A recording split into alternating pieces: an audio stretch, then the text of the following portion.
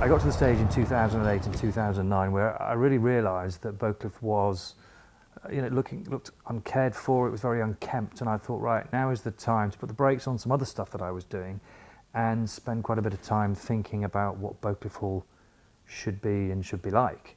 So I planned the internal restoration of the hallway and various meeting rooms, which we slowly did, but at the same time I needed to get the external buildings that were in serious disrepair. Rosemount Cottage, which had fallen down effectively. We had a beautiful cricket pavilion, which, if you pushed it, would have fallen down. So working with DPP planning, we came up with what we called a huge master plan.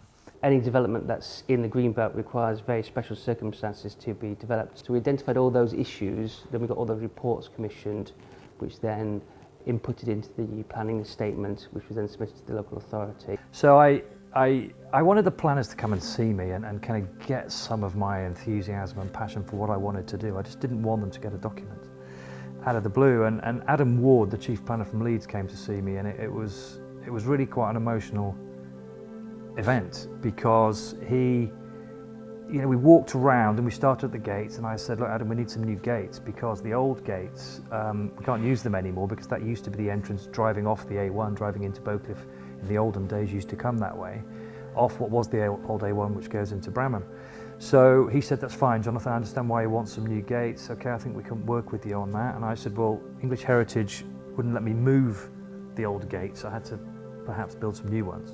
So we got that. We then went to Rosemount, walked along there, and he said, look, that's a residential building. That's going to be tricky to get planning to turn that into offices. And I said, well, if we can't turn it into an office and use it for that purpose, then it's just going to sit there by the side of the A1 at a pile of bricks, and that's not attractive for motorists going past. And also I said, Adam, look, the cricket pavilion is about to fall down, and it's quite iconic. It's actually in a book, and it sits there alongside Trent Bridge and Old Trafford and Lords, because it is a very famous cricket pavilion, because hundreds of thousands of motorists pass it all the time, and it used to actually be a prisoner of war accommodation block that came from Pocklington. So he said, look, this is a sporting facility, it's a cricket pavilion. And I said, well, we haven't used it for 10 years as a cricket pitch.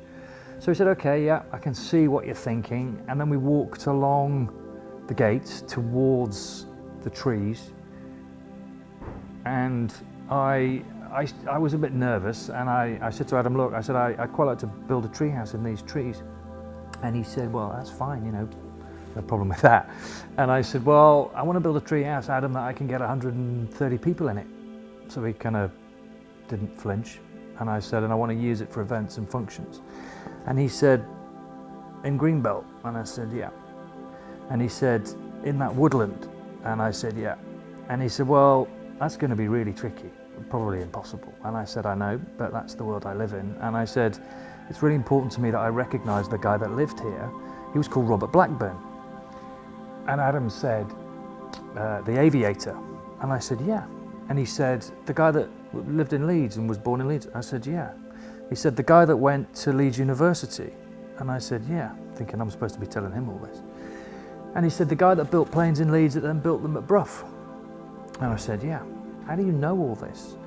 And he said, because about 20 or 30 years ago, he'd given Tesco's planning permission, or the prior owner of the building that Tesco subsequently is in. He, Adam, personally had given them planning permission to build a superstore on the site of the old Blackburn aircraft factory in Leeds. So it was one of the most amazing coincidences that the guy I was talking to ask if what I wanted to do had some legs and some traction. He said, get on with it and get all the documentation to me. So he left that day, and that day then became the first day of the great big restoration and renovation of Bowcliffe. We took all those different parts and set out to spend about £6.5 to £7 million.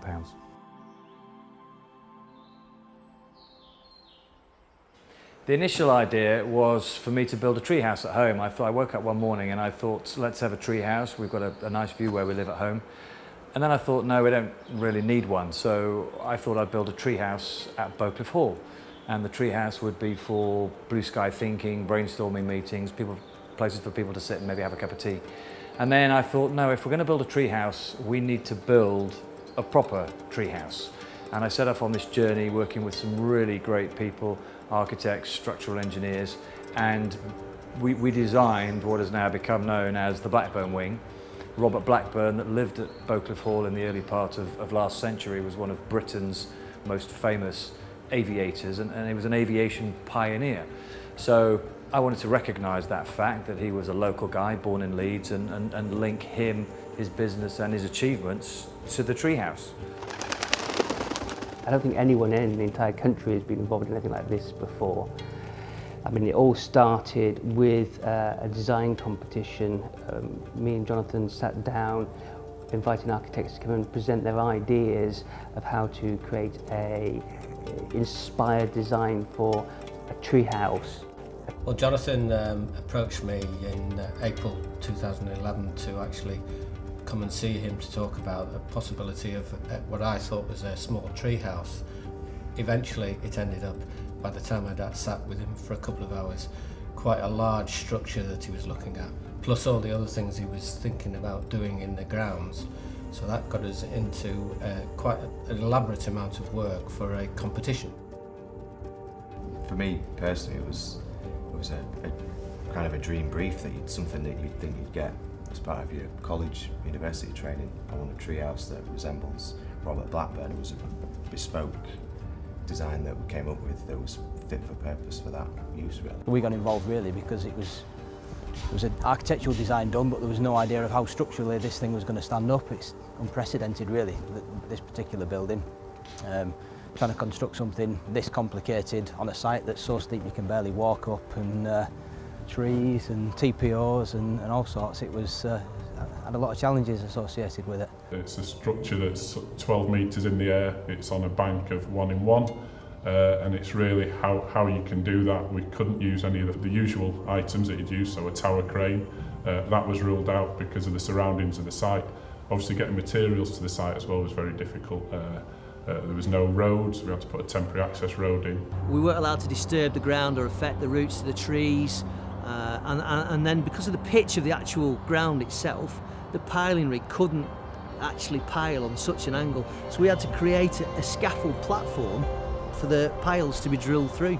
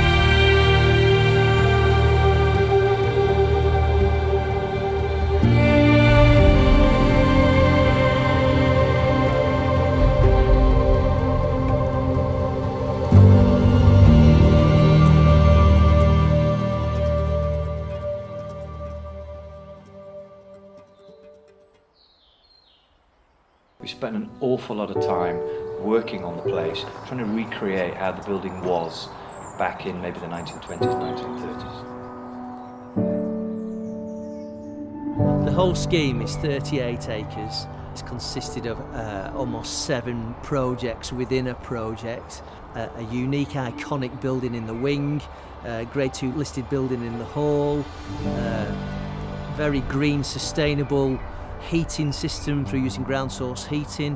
So yeah, it's just been unique in so many different ways and so many different areas within the actual 38 acres of the site.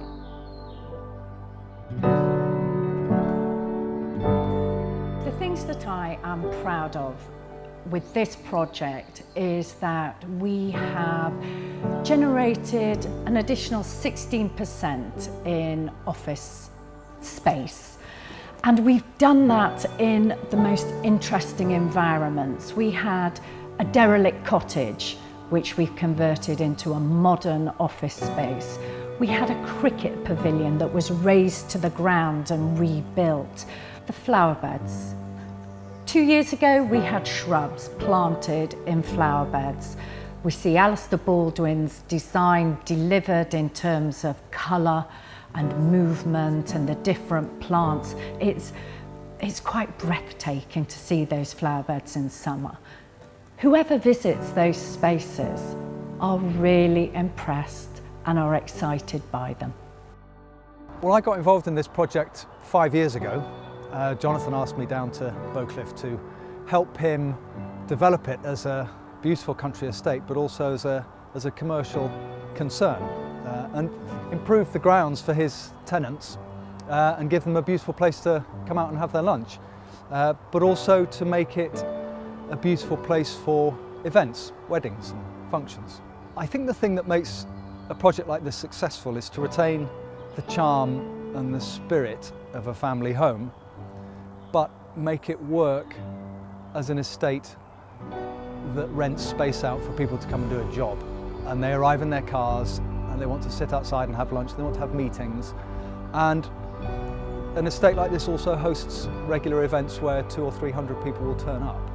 And of course, a family home was never designed to have that happen. So to end up with a combination of residential country house charm and commercial success, I think that's the nub of it.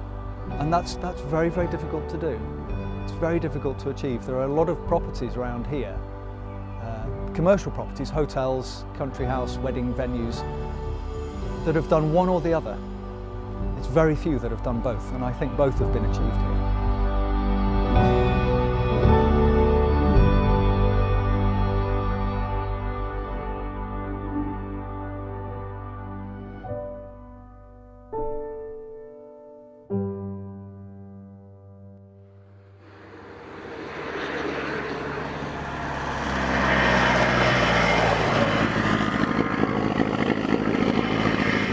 Originally, the Drivers Club was going to be a pilot's mess. What I wanted was to design a restaurant or a place where the pilots would have gone in 1918, 1920. And my passion has been for many, many years a great interest in racing and rallying old cars, pre-war cars and 50 sports cars. So I thought, let's have a Drivers Club. Instead of pilots, let's create something where drivers of vintage machinery would have gone rather than old planes. I think with any project of this nature and this complexity, where you start is not where you end and not where you finish. But there's a journey. So the client has to be clear about what he's wanting so that a team of people, and it can be up to 20, 30 people, can all respond. Now where John was brilliant was he had a clear vision of what he wanted. It had to be designed to be multifunctional. So it had to be designed as a restaurant, it had to be designed as a wedding venue, it had to be designed as a conference room. So I took a lot of my inspiration from some of the cars that I own. The light fittings, for example, have all got logos of all the manufacturers that I've been passionate about over the years, the car manufacturers obviously. The light fittings in the corners of the Drivers Club are exactly like a vintage Bentley radiator would have been in the 1920s and 1930s. Those radiator tanks are tanks off the front end of Le Mans cars, which are Bentley cars, and there are 6 here, and the numbers relate to Le Mans winners. The ceiling lights are effectively produced in steel with a stainless steel center section, and it's all controllable, so you've got a full range of colours and shades of colour, so you can change the environment, the atmosphere. And what I've got next door to the restaurant is what I've called the driver's briefing room, and we've got a couple of sofas in there, some comfy chairs, we've got a real fire going, and we've got a very nice area where people can just sit and chill, have a cup of tea, talk to a mate, do some work. I've worked with some wonderful people that have helped create the blinds, for example, a scribble of Bowcliffe Hall on there, and the panelling was done by a friend of mine, the banquette seating he also did, and created the pull-out in the middle of the banquette seating, which which is to resemble, you know, the armrest in the back seat of an old car, a detail that he came up with, which I love. I thought we need something to divide between two people, and in an old car you often have two seats, and at the back you always had one of these that kind of came down so that, you know, that you could sit and have some, you know, privacy between the two people. And my spin on this was to actually do it as the same timber species as the table and the panelling, but you can actually put wine bottles in here. And because it's a multifunctional room, I actually put these things in here for cards, so you can also put playing cards and dominoes in here and various things, you know, if people want to use it. And then, of course, we had to have a bar, which ultimately at the end of the room has become a focal part of the room. And you know, I'm very proud of how the bar looks. I've got Yorkshire beer on the bar. I'm working with, in the restaurant and the bar, a wonderful chef who, again, I've known for a long, long time, a fellow Yorkshireman. And all the produce, largely, we're doing our very, very best to make sure that all the produce that we buy and sell in the restaurant and the bar is all from Yorkshire. So it's something I think that I'm very proud of, but I know that the people that come here will equally enjoy and be blown away by it.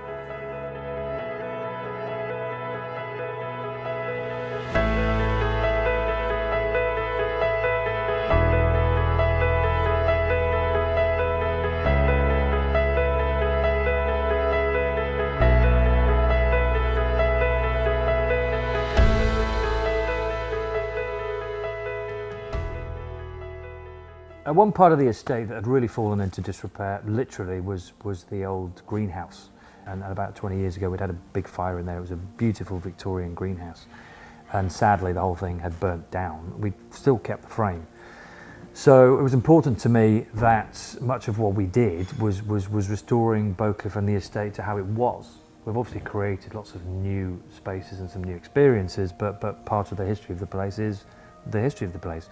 So I said to the planners, I want to put the greenhouse back, which they were very amenable to. I went to Chelsea Flower Show, which was interesting, and wandered around, met some really cool people, and decided that I was going to work with a company called Alitex. And between us, we designed a potting shed. And again, everything I've done at Bowcliffe has to be multifunctional, because I don't know what everyone's going to want to do. They might want to work in there, they might want to have lunch in there, they might want to grow tomatoes in there. You know, my wife's been a real help with the whole project, and you know, we worked together on the furniture, and it took me a while to find the clock above the fireplace, which is a clock from a clock manufacturer in Leeds, which again was important. So the planners were fantastic, allowing us to put back what was there. We managed to create a better look and feel, and it's another space that people can come to Bowcliffe and enjoy.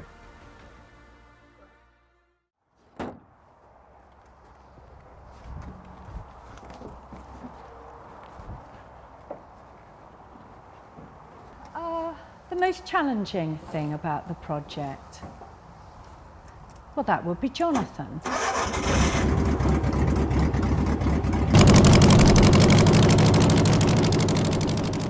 I don't actually mean it in a pejorative manner. Jonathan's an entrepreneur. He has ideas, he has expectations, and his attention to detail in some instances is incredible. And all of that has to be interpreted and set out in clear instructions that can be delivered in a timely manner. And it's not easy. I was watching this I've always tried to be a bit different. I'm not necessarily a rebel in any way, shape or form, but if everyone's going left, I'll go right. If someone tells me to do something, I'll probably try and find a way to do something else. I just don't really like conforming too much. So I've tried to make what's going on at Bowcliffe a similar sort of emotion and feeling for when people arrive and when they get here and when they're here experiencing whatever it is and whatever, you know, wherever it is they're doing and wherever it is on the estate they are. So, you know, we've got some what I feel are slightly amusing signs. I've got some artifacts that are around and about that I've placed. Some of them took me ages to place. I'm in the K2 telephone box, and that's important. It's a K2 telephone box, not just any old telephone box. It's an Edwardian telephone box, and there's only a few of them left in the whole of the United Kingdom.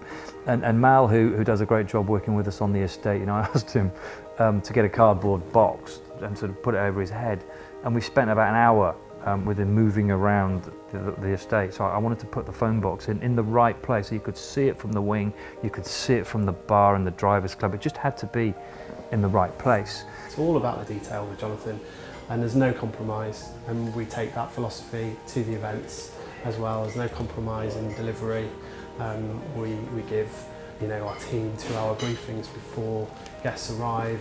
We role play, and that passion and that personable interaction with our customers and with our clients is visible. The feedback I get from them is fantastic. So, I've said before, I want people to say wow 27 times when they leave the place. So I've got even the door handles on the wing that are shaped like a propeller. I just want them to see things and touch things and smile and have a warm feeling when they leave Bowcliffe and chuckle. I see people taking photographs of the signs. I've got a sign by the trees that says, "Please don't feed the monkeys." Of course we haven't got any monkeys in the trees, but they don't know that. And I saw a guy the other day looking in the trees. I thought, that's brilliant, brilliant. The Yorkshire pound, we always try and target as much as we possibly can in the local region. Being in Yorkshire, we've classed it as the Yorkshire pound. Jonathan loved the phrase. I wanted to work with Yorkshire architects, I wanted to work with Yorkshire contractors, I wanted to work with Yorkshire people, I wanted to spend all the money we were going to spend in Yorkshire. Someone told me years ago, I think it was the Chamber of Commerce, if you spend £1 in the local region, that then goes out and multiplies by 3. So every £1 you spend, you create £3 in the local economy. So it's very important to me that everything we did was centred around Yorkshire folk. On a monthly basis, we'd report on how much spend our supply chain had produced within the Yorkshire region. It tended to average around the 80, and we just managed to tip it over to 82% by the end of the job, which was great. Pleased us, pleased the client, pleased everybody, pleased the supply chain as well, obviously.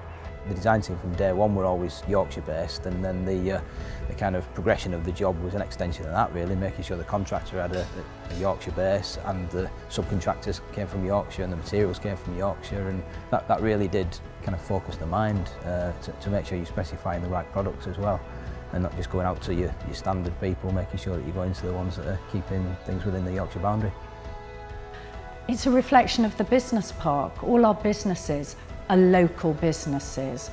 We're just Yorkshire through and through here, and we're proud of it, really proud of it. I think with anything like this, it's a moment of inspiration and it's years of perspiration. It's the inspiration, you think, it's the idea, and it's generally relatively quick. But then getting it built, that's when the real hard work starts. We've had archaeologists, we've had ecologists, with mechanical and electrical consultants. Everybody's going to be able to get on for day one. You've got to be honest with each other. You've got to be able to communicate with each other. Sometimes difficult, but don't take criticism personally, maybe. We've had plenty of challenges. This work that's gone on this site that is unique in so many different ways. It's worked fantastic. We're still all getting on now, which is a sign of how well we've worked together as a team, really. It's been good.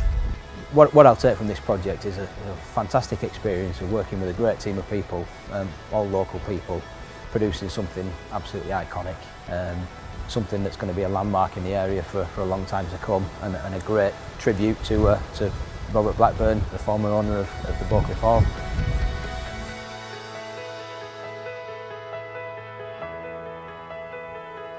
There's nothing that I would do different.